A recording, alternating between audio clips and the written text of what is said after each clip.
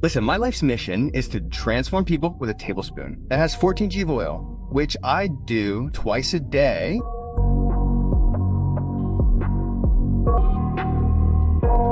Unconditional love is a love of understanding. You understand, of understanding, of considering the other neither superior nor inferior to you. Do you understand? Because there are also many people who don't consider the other inferior but consider them superior. We human beings, we here are not meeting. Our lives cross paths today. You and I are two human beings who met. You understand? Nobody is better than anyone else. I truly have much to learn from you, and you in turn have much to learn from me. And this exchange that makes the beauty of life is having. This exchange. I've always been, my dear. I've always been outside the norm. I've always gone against the grain. I think unanimity is stupid, okay?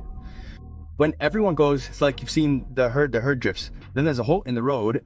The first cow falls, the others all fall behind because the reference point of the cow behind is the rear of the cow in front. If the rear end of the bull in front goes down, it goes down with it.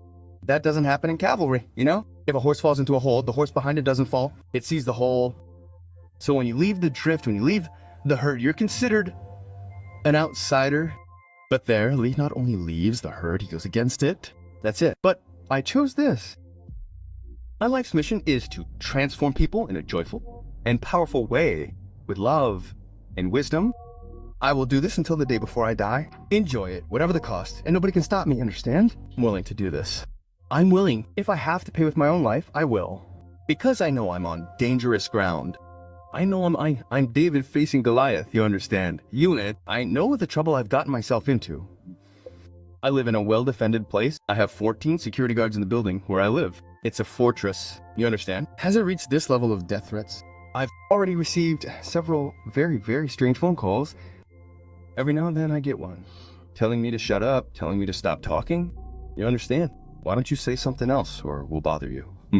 I receive this frequently, but it's part of it, man. It's part of it. That's what I answered. The name itself says it all. The industry is there to make money, you understand? And they have to do it very well, otherwise the shareholders won't buy their shares. Now we have to see that there's more than one road to Rome. You have the path. There was no pharmacology 10,000 years ago, you understand? And people were healthy. They died because they were eaten by a lion. No, let me tell you, it's just another myth. Let me tell you why. Why is there such a large increase in longevity? Because people are on average, and today, children don't die as much from infections, from pneumonia. So when you add it all up, it seems like there's been a huge increase in longevity. That's not quite it. Methuselah didn't live 969 years in the past. It's not in the Bible. I have some difficulty believing it, but we've entered another realm. No, but I'm just showing that there were people with very advanced ages. Take Hippocrates, the father of medicine. He died at over 90 years old. You understand? It's documented. He died at over 90 years old. So there were many people who lived past 90, and with a difference. Today, if you take a 90-year-old individual, they're sick. Yes, they may even be surviving, but they're not living. They're surviving. That's the difference. I think we suffer a lot from this. There's something rotten in our society, because if he calls me Charla, he will need to produce the proof. If he continues to bother me, I'll be forced to sue him. And to this day, I've won every case I've sued, you understand? Because my life is clean, it's pure. I have a different opinion. We don't live in the Middle Ages anymore. We're not here in the Inquisition. You'll talk to me, you'll see that I'm an eligible person, I'm a scientific person, I have the best medical curriculum Brazil has ever had. There isn't a single doctor in Brazil with a curriculum like mine. It's not every day you find someone who has 149 papers published in indexed international medical journals. You understand? I mean, I know exactly what I'm talking about. If she calls me a charlatan, she deserves to be sued, because then she's gone too far. A person can disagree with my opinion, of course, just as I disagree with her. Now, she can't go into personal territory. She has to have respect, which, by the way, is in the medical code of ethics. A doctor who calls another doctor that way can be sued by the regional medical council, by the medical council. It's in the code of ethics. One person doesn't know the other, doesn't know their life. And if they do something like that, it's irresponsible. Excuse me, it's irresponsible. I have published work on coconut oil. Plenty of people discuss coconut oil, but few actually understand. Oh, there are more than 1,000 books on Amazon.com about coconut oil. All of them speak well of it. Nothing speaks louder than knowledge. How can there be more than 1,000 books on it? You can search on Amazon.com for books and books and coconut oil, there are more than 1,000 books. Here's the thing, coconut oil is formed among the saturated chain grains. We have acetic, acetic, butyric, propionic, balearic, caproic, caprylic, lauric, myristic, stearic, arachidic, behenic, and lignic. You see, I have knowledge of them now. I don't know 10 or 3. So coconut oil is rich in caproic, caprylic, capric, and lauric acids. These are medium chain fatty acids. Lauric acid, when it reaches the stomach, becomes something called monolaurin. It kills fungi, it kills bacteria, it kills viruses, it kills parasites, and all the places in the world where coconut is a staple food don't have AIDS. Why don't they have AIDS? Because it destroys the AIDS transcript and doesn't let HIV become AIDS. Yes, they have HIV, they are HIV positive, but that patient won't develop capsular sarcoma, nothing like that. They won't progress to AIDS. In all the Pacific Islands, the predominant cuisine is coconut. In places where coconut predominates, there is no HIV. They are different things. They are not different. And when these individuals move to the city, in this case Wellington, which is the capital of New Zealand, where all these islands belong, there are more than 3,000 islands. Then, when they move, they contract the disease, it progresses. The individual says, oh, because it's genetic, it's not genetic. While the individual is living on the island, they don't have myocardial infarction, and they eat 60% of their fat from coconut. Their calories are all coconut. It's all coconut. Breakfast, dinner, because it doesn't make money, geez. What? And it doesn't make money either. That's not the culture. Doctors don't learn about this in medical school. So, since doctors didn't study nutrition in college, anything that doesn't fit into their crystallized knowledge is considered quackery. You understand? It doesn't belong. So they don't even consider what it is. If they were to study it, any doctor listening to us, if they were to study it, they would see the greatness of coconut oil. How should coconut oil be consumed? I consume coconut oil in a tablespoon, which is supposed to be 14 g. I do it twice a day, but constantly. No, I put it in my coffee, which makes it supercharged. I usually supercharge my coffee. Coffee is coffee. Supercharged coffee. Is that correct? Correct. I do that sometimes. Correct. And cooking with coconut oil. In my house, only coconut oil enters. You who are watching us who cook with canola oil. Doesn't exist. There's coconut oil, there's sunflower oil, there's soybean oil. No, there's no such thing as canola oil. There's canola oil. A preposition is missing. Why? Canola stands for Canadian oil low acid. Yes, the plant is kokuza. The farmer doesn't let horses, oxen, or cows near it because it's an oil that contains Brazilian acid, which is deadly and causes heart disease. This oil was used as a lubricant. It was genetically modified in Canada. Canada sold it to the United States, fined the United States $50 million, submitted it to the FDA, and it was approved.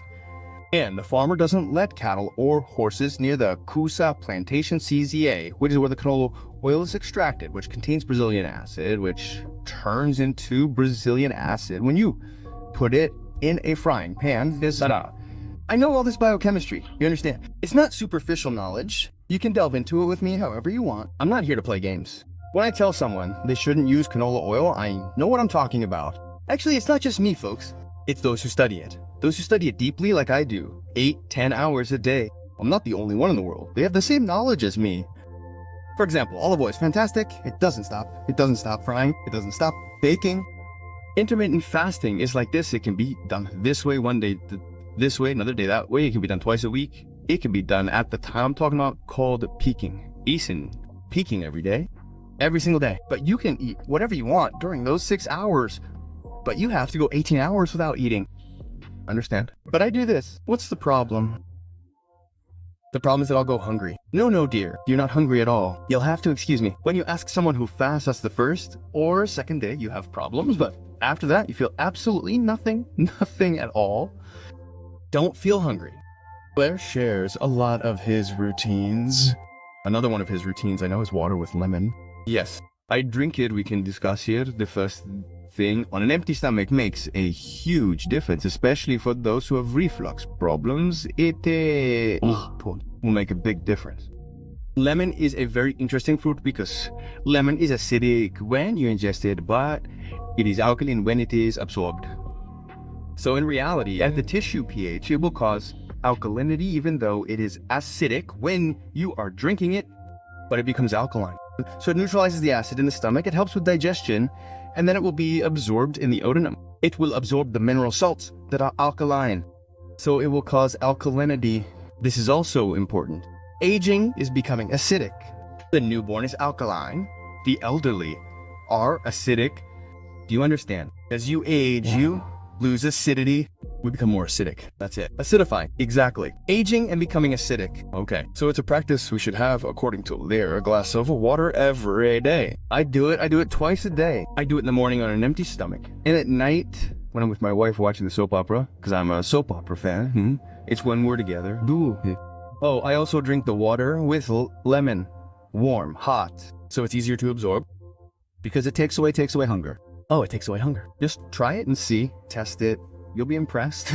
You drink it, you squeeze the lemon into the hot water, then you let the water sit a little longer so you don't burn your tongue, and you drink it. When you finish drinking the water, the lemon, with the almost warm water, if I could offer you your favorite dish, you wouldn't want to. The way you start your day can determine the course of your health. And that's why many people live tired, without energy and without understanding why. It's not a lack of time, it's not bad luck. It's simply a lack of a morning ritual that helps the body function as it was made to function. The human body is a perfect machine, but it needs clean fuel, adequate rest, and a consistent routine. Let's start from the beginning. The first secret to living longer and better is waking up calmly. It seems simple, but this is where it all begins. When you wake up agitated, the body releases cortisol, the stress hormone. It increases inflammation, accelerates aging, and impairs digestion. So when you wake up, take a deep breath, sit up in bed, close your eyes for a few seconds, and give thanks. Gratitude is the first remedy of the day. Then the second step, warm water with lemon on an empty stomach. This combination cleanses the liver, stimulates the intestines, and helps the body eliminate toxins accumulated during sleep. Lemon is rich in vitamin C and antioxidants that strengthen the immune system and balance the body's pH. One glass a day is enough to notice more energy, more beautiful skin, and lighter digestion, but the secret doesn't stop there. But right after, a spoonful of coconut oil on an empty stomach. This is one of the habits that Dr. LAIR RIBEIRO most recommends.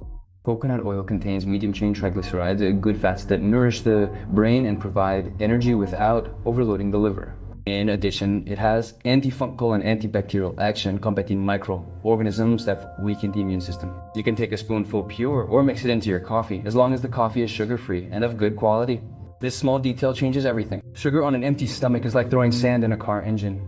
Coconut oil, on the other hand, lubricates and protects the body. Now here's a truth that many people ignore. The gut is the center of health. When the gut is healthy, the whole body functions well. But when it's inflamed, symptoms like fatigue, anxiety, bloating, low immunity, and even depression can arise. Therefore, the third secret to longevity is taking care of your gut flora.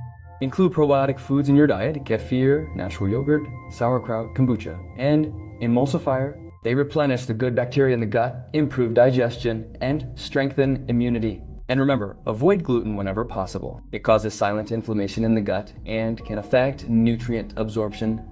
Swap white bread for tapioca, traditional pasta for rice or chickpea versions, and prioritize natural foods without labels or preservatives. Now, an essential point: hydration. Most people are dehydrated and don't realize it. Water is the fluid that keeps every cell alive. It regulates temperature, cleanses the blood, and helps the body eliminate toxins. Make it a habit to drink 6 glasses of water a day, distributed throughout the day, and never wait until you feel thirsty to drink. After water and coconut oil comes food. Start your day with real food: fruits, eggs, avocados, seeds, and vegetables. Avoid processed breakfast full of sugar, refined flours, and artificial colors. Some of the best foods for longevity are simple and accessible: papaya, banana, avocado, olive oil, walnuts, Brazil nuts, turmeric, ginger, and whole grain oats. These foods cleanse the blood, balance hormones, and provide sustained energy throughout the day. Avoid excessive processed meats, sausages, and fried foods. Remember, food can be your best medicine or your worst poison. Another secret revealed by Dr. LAIR RIBEIRO is natural vitamin D. It is essential for the immune system, heart, and bones. And the best way to get it is for free: by sunbathing. Get 20 minutes of sun between noon and 12:30 p.m. without sunscreen during this period, just enough for the body to absorb what it needs. And don't forget movement. Walk every day. The human body was made to move. Walking stimulates circulation, releases endorphins, and reduces the risk of cardiovascular disease. You don't need to run. Just walk, breathe, and feel your body alive. Dr. LAIR RIBEIRO explains that longevity is not a matter of genetics. It's a matter of habit.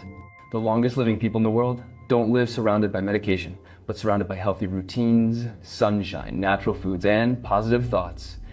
And here's a fundamental point: the mind. It's no use taking care of your body if your head is full of stress, anger, or sadness. The mind has a direct impact on immunity. People who cultivate positive thoughts and practice gratitude produce less cortisol and more serotonin. They sleep better, digest better, and live better. So take a moment of your day to be silent. Say a prayer, take a deep breath, or simply give thanks for another day. Calmness is a form of healing. To add to your daily routine, here are some key foods that support natural longevity. Turmeric, a powerful anti-inflammatory and liver protector. Ginger improves digestion and circulation. Green tea, an antioxidant that fights premature aging. Raw garlic, a natural antibiotic and immune system booster. Flax and chia seeds regulate the intestines and protect the heart. Dark green vegetables, rich in magnesium, iron, and chlorophyll, cleanse the blood and provide energy. Avoid sodas, refined flours, and refined oils. Cook with olive oil, butter, or coconut oil. These good fats are stable at high temperatures and do not generate free radicals. If you follow just 3 of these habits for 30 days, you will already feel the difference. More energy, better sleep, clear skin, a clear mind.